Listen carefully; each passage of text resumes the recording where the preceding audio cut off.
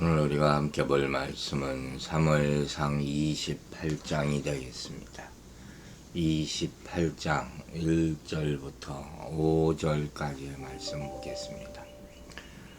사무엘상 28장 1절부터 5절입니다. 그때 블레셋 사람들이 이스라엘과 싸우려고 군대를 모집한지라. 아기스가 다윗에게 이르니 너는 밝히 알라. 너와 네 사람들이 나와 함께 나가서 군대에 참가할 것이니라. 다윗이 아기스에게 이르되 그러면 당신의 종이 행할 바를 아시리이다 하니, 아기스가 다윗에게 이르되 그러면 내가 너를 영원히 내가 머리 지키는 자를 삼으리라 하니라. 사무엘이 죽었으므로 온 이스라엘이 그를 두고 슬피 울며 그의 고향 라마에 장사하였고, 다윗은 신접한 자와 박수를 그 땅에서 쫓아내었더라. 블레셋 사람들이 모여 수넴에 이르러 진침해 사울이 온 이스라엘을 모아 길보아에 진쳤더니, 사울이 블레셋 사람들의 군대를 보고 두려워서 그의 마음이 크게 떨린지라. 자, 이제 또 큰 전쟁을 앞두고 있어요. 사울에게는 운명의 전쟁이었고, 블레셋 군대와 이스라엘 사이에 낀 모습이 돼버린 다윗은 참 난처한 지경에 놓이게 됩니다. 그 와중에 이스라엘의 영적 지도자 사무엘이 죽었다는 내용까지 삽입되어 있는 참 복잡한 그런 상황을 오늘 구절이 보여주죠. 먼저 1절 봅시다. 그때 블레셋 사람들이 이스라엘과 싸우려고 군대를 모집한지라. 다시 전쟁이 시작될 것 같아요. 여기서 블레셋 사람들이라는 것은 블레셋 모든 족속이죠. 가드왕 아기스가 당연히 포함되겠죠. 따라서 이 전투는 블레셋의 5 부족들의 연합군에 의해서 발발된 것으로 보아야 합니다. 다윗도 이스라엘에서 도망쳐 나왔겠다, 블레셋에게는 절호의 찬스라 볼 수도 있겠죠. 그때 블레셋 사람들은 아벡 전투 이후 이스라엘과의 싸움에서 번번이 패전한 데 대하여 복수를 위해서 대규모 군사력을 총동원 하였을 것으로 보이는 거예요. 블레셋이 옛날에는 안 그랬거든요. 그리고 다윗에게 말합니다. 너와 네 사람들이 나와서 나와 함께 군대에 참가할 것이다. 이처럼 아기스의 요구는 당연한 것이죠. 왜냐면 이제 다윗을 자기의 수하라고 생각했기 때문에 위험부담을 다 아는 채 다윗을 받아줬잖아요. 아기스로서는 다윗을 써먹으려고 이렇게 했던 거거든요. 또 아기스는 이미 다윗이 자신의 동족을 침략함으로써 그들과 원수지간이 된 것으로 알고 있었어요. 사실은 그렇지 않았지만. 그러니까 다윗이 나를 위해서 열심히 일하고 있구나 생각한 거죠. 이번 기회를 통해서 다윗을 완전히 자기 수하에 예속시키려고 했던 거죠. 이제 완전히 변절해요. 블레셋의 장수가 되고 말았구나 생각한 거예요. 군대에 참가할 것이다. 여기서 말하는 것은 이제는 명령이에요. 도와달라 하는 게 아니란 말이에요. 아기스의 신하로서 다윗이 이방 왕에 지금 휘하 있는 거예요. 아마도 이 블레셋 군주는 지난 몇 달 동안 다윗의 움직임을 면밀하게 살펴보았겠죠.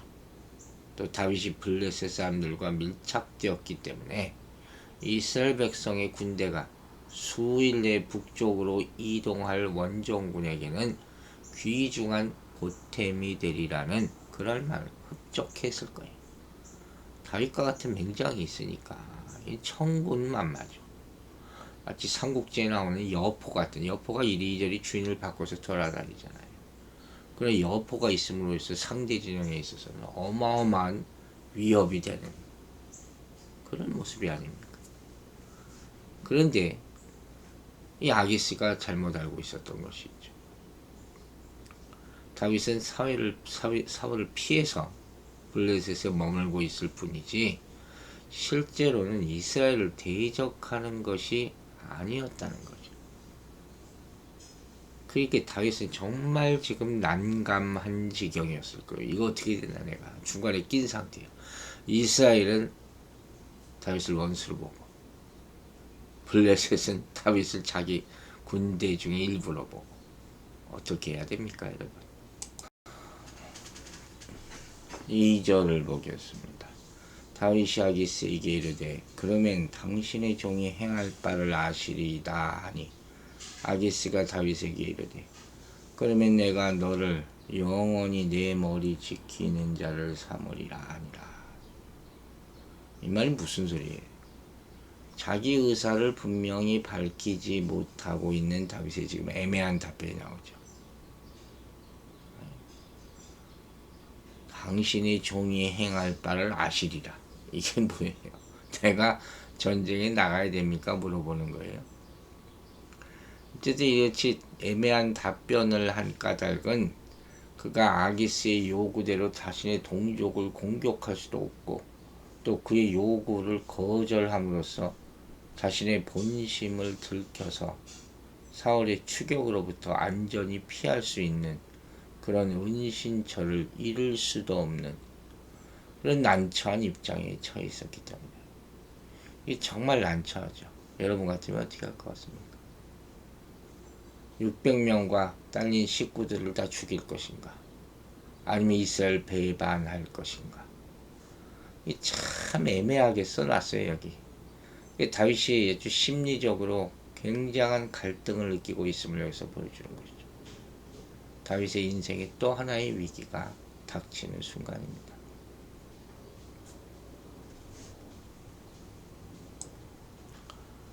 그러니까 다윗은 지금 실제 전투가 시작되면 이거 어떻게 하나? 이 전투를 피할 수 있을지 알 수가 없는 거예요. 내심으로는 동족을 향해서 칼을 들 생각이 전혀 없죠.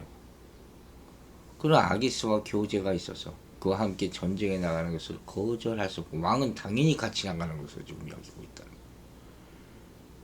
이게 이중적인 행동을 지금 계속해야 되는 그런 어려운 상황 가운데 놓여 있는 것이죠.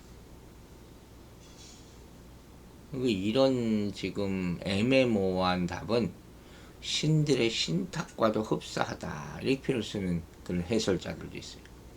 즉 사건들이 어느 쪽으로 결말을 나든 간에 그 신탁은 틀리지 않는다. 맡기는 거죠. 어쨌든 다윗의 대답은 뭐 들으나 마느죠. 왕 앞에 있는 거니까 지금 다윗의 상황에서 아기스에게 돕겠다는 다짐으로 이해하는 거죠. 왕은 그렇게 하는 거죠. 그리고 아기스는 답례로 다윗에게 크고 매혹적인 보상을 약속하게 됩니다. 왕이 명령하는데 제가 뭐라 그러겠습니까? 이거 아닙니까? 그래서 이렇게 얘기해요. 그러면 내가 너를 영원히 내 머리 지키는 자를 삼으리라. 아기스가 다윗의 애매모호한 답변에 대해서 그가 전쟁에 참여하기로 결정한 것으로 보고 그가 전쟁에 참여하는 일에 대한 어떤 대가를 요구한 것으로 받아들였습니다. 그리고 머리 지키는 자라는 것에서 경호대장, 시위대장을 말하는 것이죠. 네가 전쟁에서 블레스를 위해서 열심히 싸워주면 이런 지위를 주겠다. 거래가 지금 이루어지고 있는 장면이죠. 그런데 여러분 여기서 보세요. 하나님 나라 왕국의 왕으로 기름 부은 사람이 바로 전사 다윗이에요. 근데 한낱 이방 왕의 경호를 맡게 돼. 그걸 지금 딜을 하고 있어요. 이게 말이 됩니까? 이게 우리가 어제 그제 계속 얘기했잖아요. 다윗이 스스로 자초한 비극적 결과가 있어요. 블레셋으로 가지 말아야 됐다는 거죠.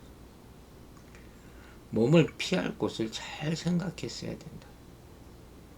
즉 다윗은 하나님의 도우심과 보호의 손길을 전적으로 의뢰해서 조국 이스라엘을 끝까지 떠나지 말았어야 옳았다는 거예요. 따라서 당장의 목적의 안전과 유익을 위해서 우상의 나라 블레셋 땅으로 스스로 찾아든 것은 기근을 피해 언약의 땅 가나안을 등지고 애굽으로 내려왔다 실패하고 돌아온 아브라함의 경우와 다를 바 없다.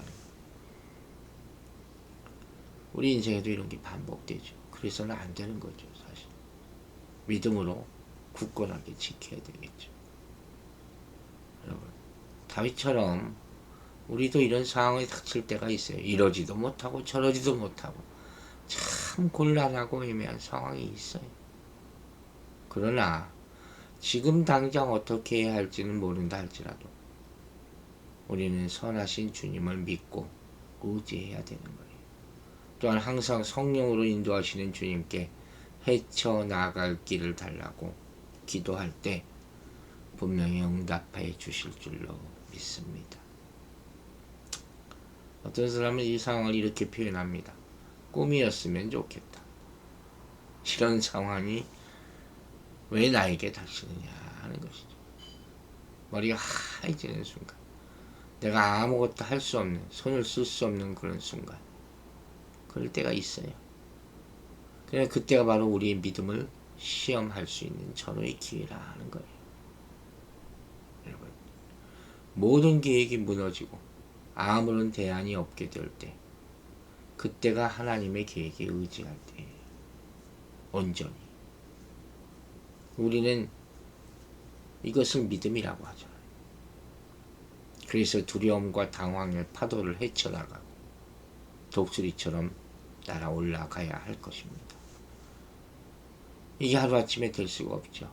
이렇게 되기 위해서 날마다 성경을 읽고 하나님과 선하심에 신실하심, 이걸 체험하여 맛봐야 돼요. 차곡차곡 쌓여야 돼요. 그래야지 우리 현실적인 경제적인 문제, 지금 미국 경제가 얼마나 어려워지고 있습니까? 또 건강상의 문제, 이 모든 문제를 만나도 요동하지 않을 수가 있다는 그런 말씀이에요. 그리고 3절에 또 놀랄만한 소식이 하나 들립니다. 사무엘이 죽었으므로 온 이스라엘이 그를 두고 슬피 울며 장사했다.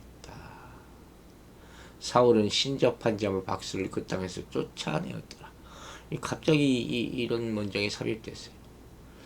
그래서 여러 가지로 해석을 하는데, 어떤 사람은 사무엘이 죽은 후 분명히 상당한 시간이 흘러갔을 것이다 하고 하는 거예요.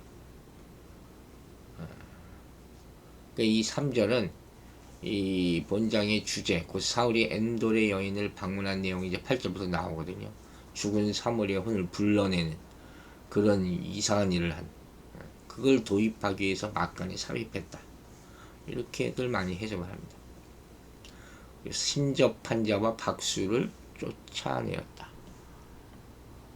바로 뒤에 8절에 이 무당 부른 내용이 나오는 걸로 봐서는 이러한 종교적 숙적 행위는 사울 집권 초기에 이루어졌을 것으로 보입니다. 이렇게 보는 까닭은, 먼저 사울은 왕에 오르는 예식이 행해질 때 선지자 사무엘로부터 하나님의 계명을 철저히 쫓을 것을 명령받았기 때문이고, 그때 이런 일을 한다는 게 상상도 안 되죠. 또 무당과 박수를 쫓아내는 일은 이스라엘 백성의 지도자에게 강력히 요구되던 주요한 하나님의 계명이기 때문에, 처음 왕이 올랐을 때 사울은 율법 준수에 대한 열심으로 이런 일을 시행했을 가능성이 높기 때문이다. 또 어떤 사람들은 사울이 지금 자신이 악신에 들렸다는 것을 알고 나서, 깊이 깨닫고 나서 이런 조치를 취했고, 그렇게 함으로써 모든 곤란의 원흉을, 악령이죠, 자신에게로부터 제거하려고 이 박수무당을 불렀다. 이렇게 해석하기도 해요. 어쨌든 간에 이스라엘은 이런 것을 절대로 하지 못하라고 금지되어 있죠. 점장이, 마술사, 이런 것을 하나님이 계신데, 우리 모든 것을 아는 것 하나님이 계신데, 우리 인생의 주관자가 하나님이신데 그들이 뭘 한다고 봅니까? 예수 제대로 믿는 사람은요, 무당 박수 찾아가면요 못 봐요. 안 보인다 얘기해요. 그걸 알아야 돼요. 자, 다시 4절로 돌아옵니다. 블레셋 사람들이 모여 수넴에 이르되 진침해 사울이 온 이스라엘 모아 길보아에 진쳤더니, 이 수넴이라는 곳이 나오죠. 의미는 두 개의 휴식처라는 의미를 가지고 있습니다. 그 위치는 침공해 오던 블레셋군을 맞이하여 사울이 진을 쳤던 이스라엘의 북쪽 약 5km 정도 지점이라고 합니다. 바로 이 지점은 모래 언덕의 남서쪽 기슭이라. 이 지도를 좀 봤으면 좋겠는데 없으니까 이해하기가 쉽지 않을 거예요. 이스라엘 계곡에 의해 분리되는 길보안산 맞은편에 소헬몬산 서쪽 경사지대에 위치하고 있습니다. 이 골짜기의 골짜기, 이스라엘 골짜기, 에스텔렐론 골짜기 이렇게 불리는 골짜기. 이 골짜기는 기름지고 물이 풍부한 평지예요. 무기또에 있는 쇳길을 통하여 해안지대 평야에서 쉽게 접근할 수 있는 곳이라고 합니다.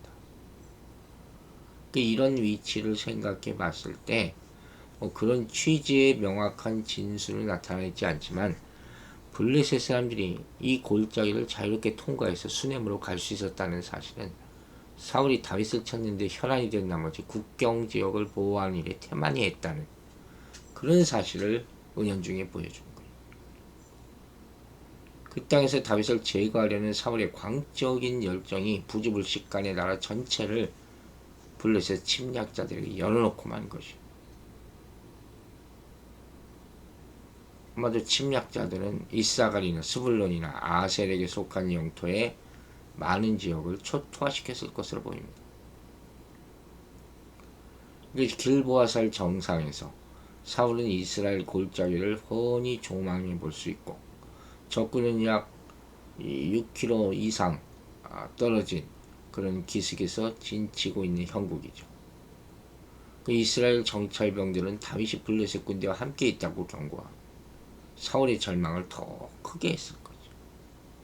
그는 다윗이 이제 복수에 나선 것이 아닐까 두려워할 수밖에 없는 것이죠. 그리고 결국 이 전쟁에서 사울과 요나단은 전사하게 되고 합니다. 마지막 5절에 이런 표현이 나오잖아요. 사울이 블레셋 사람들의 군대를 보고 두려워서 그의 마음이 크게 떨린지라. 사울은 불과 수마일 거리에서 진치고 있는 블레셋의 엄청 많은 군대로 인해 심히 두려운 마음을 갖게 된 거예요. 다윗을 보고 더 큰 두려움을 갖게 됐었겠죠. 그래서 지금 전쟁에 참여하는 사람으로서는 자격 자체가 없는 거예요. 준비가 안 된 것이죠. 떨린지라, 두려워하고 떨린지라, 당혹스럽고 어쩔 줄 모르는 심리적인 상태죠. 사울이 거의 절망한 모습. 사울이 전쟁에 나서면서 이런 적이 없었잖아요. 사울은 과거에 블레셋과의 전투할 때마다 연승을 거뒀음에도 불구하고 이번에 이 길보아 전투를 맞이하여서는 두려워 크게 떨 수밖에 없었다는 것이죠. 그 결정적 이유는 뭡니까? 자기 힘의 원천이요 전쟁을 주관하시는 능력이 하나님께 더 이상 자신과 함께하고 있지 않다는 사실을 알고 있었기 때문에 하나님이 떠나면 그 자리에 두려움이 들어옵니다. 15장 23절에서 얘기하잖아요. 이는 왕이 여호와의 말씀을 버렸으므로 여호와께서 왕을 버림받은 왕의 말로가 이처럼 비참하게 된 거예요. 참 오늘 우리는 기묘한 상황을 봅니다. 이러지도 저러지도 못하는 다윗과 전쟁을 앞두고 두려움에 떠는 왕 사울. 여러분, 우리라면 어떻게 하겠습니까? 하나님께 의지할 수밖에 없습니다. 믿을 분은 하나님밖에 없습니다. 기도하겠습니다. 아버지 하나님, 우리가 세상 살다가 이런 상황이 옵니다. 당혹스럽고 이러지도 저러지도 못하는 상황, 일어나지도 앉지도 못하는 상황, 내가 판단하고 결정할 수 없는 상황이 옵니다. 이때 우리는 주님께 간절히 기도하며 주의 도움을 부르짖으오니 도와주시옵소서. 하나님만이 힘되시고 하나님이 우리 인생의 인도자 되심을 다시 한번 고백하며 기도하오니 우리 인생 가운데 주인 되어 주시고 책임져 주시고 우리가 갈 바를 모르고 주님께만 의지할 때 우리에게 새 힘이 되어 주시옵소서. 그래야 다윗의 경우 사울의 경우에 빠지지 말게 하여 주시고 끝까지 하나님이 동행하는 인생 되게 하여 주시옵소서. 감사드리며 예수 그리스도 이름으로 기도했습니다. 아멘.